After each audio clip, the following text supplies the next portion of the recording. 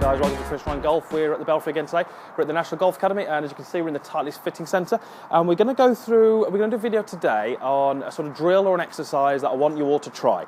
We're only going to try and hit this golf ball perhaps 20, 25 yards through the air, but it's going to be a shot which I often find is one of the most difficult shots in golf to actually execute correctly. It's a drill where I see good players can generally do it, and slightly sort of higher handicap golfers really struggle with it. But it's something which, if we can practice it and we can start to understand what we're looking for in this drill and start to do it a little bit better, it's going to help us with our contact, it's going to help us with our impact conditions, it's going to help us with the flight, distance, consistency, all of those kind of things. So let's go through what we're going to try and do, and then we're going to go through some of the things that you might see that you do wrong, and then we're going to go through maybe how we should correct it, and what we're looking for. I've got myself a 7-iron here. Something like a 7 or a 6 is good, something like a mid-iron. And what we're going to get you to do is just take a pretty normal setup. You maybe want to narrow your stance a little bit, but generally a normal starting position. What we're going to get you to do is make a backswing. Okay.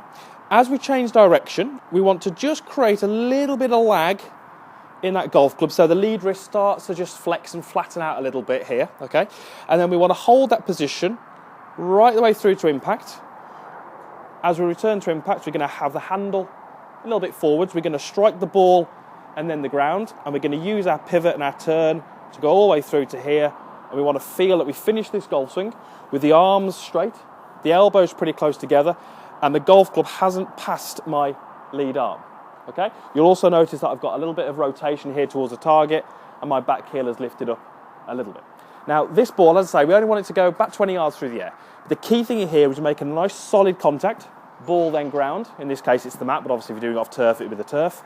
And we're looking for a ball flight which doesn't really get much above knee height. The reason it's going to go fairly low is because we're working at quite low speed. If we hit this much harder, the ball would climb into the air. But over this distance of 20, 25 yards, we're not really expecting that ball to get much above 2 or 3 feet high. So let me just demonstrate that shot initially, and then we're going to go through why it's important and what you might do wrong. So, little setup, okay, little backswing, create some lag, and then just pitch it 20 yards. Okay, so I'm just going to do that once more so you can see.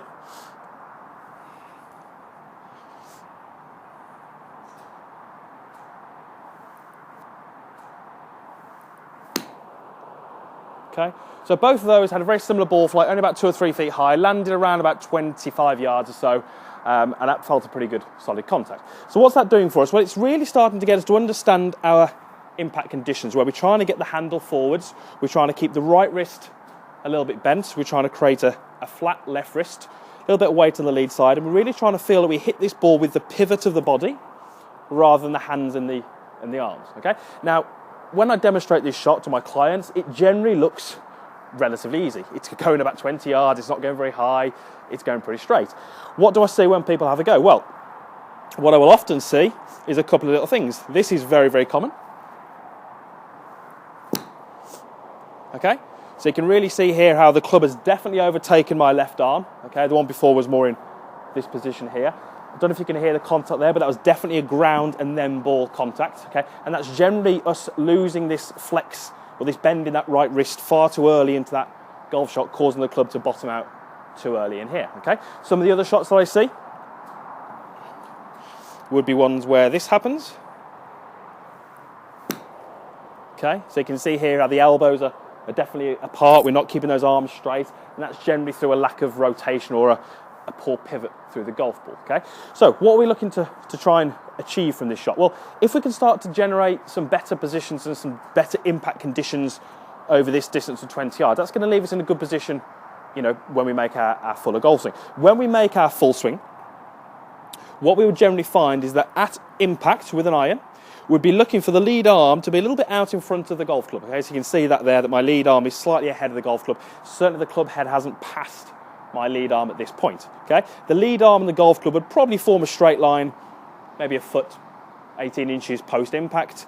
The arms would stay straight to about here, and then they would start to flex as we go into the follow-through. Now, that's very different to what we see from a lot of golfers. A lot of golfers will, at impact, already have the golf club passing that lead arm, so this lead wrist has already gone into a little bit of extension, it's got a little bit of shape to it, and then post-impact, we'd often see this lead arm then buckling up in this position here, getting very cramped. The golfer obviously tells they feel they've got no room to hit it, and that's really conducive to poor contacts, generally high ball flights, quite weak ball flights. Certainly not that golfer getting that nice compressed feeling that we get from nice iron shots.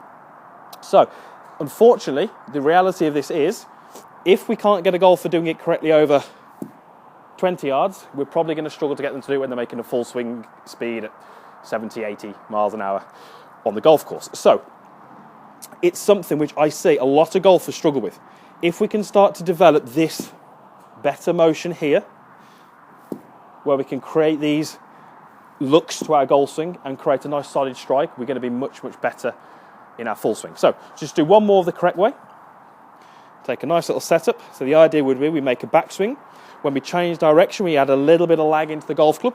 We then use our pivot to deliver the golf club in. We're going to make contact with the ball, then the ground, and we're going to turn to face the target, arms extended, elbows close together, and the club and the lead arm pretty much in a straight line. Okay, so let's do one more of those.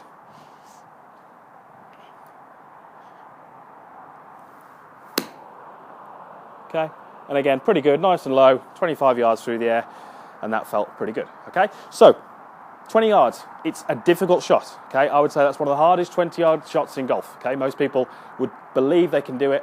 When we actually get them to do it and put it on camera, we see a very different story. So something which all golfers should practice. The higher the handicap, you're probably going to find you struggle with that a little bit more, but practice it, work towards it, and it's going to be much, much better. I often get my clients to do that with something here, like a piece of string on two sticks. If we can put something here in the way that they know they're going to hit, it generally improves their ability to make the right or achieve the right kind of look to this golf shot. Okay, so have a go, try it at the driving range, practice area, that kind of thing. Make sure you're doing it correctly. Try and get the right feels, check your positions through the swing, and if you can do that, you can then take that into your golf game, and you'll hopefully find that you'll start to strike it better, flight it better, and play with a little bit more consistency. Thanks for watching. If you like the video, please give it a thumbs up, like it, post any comments down below. I will do my very best to respond to as many as I can, and hopefully we'll see you again soon.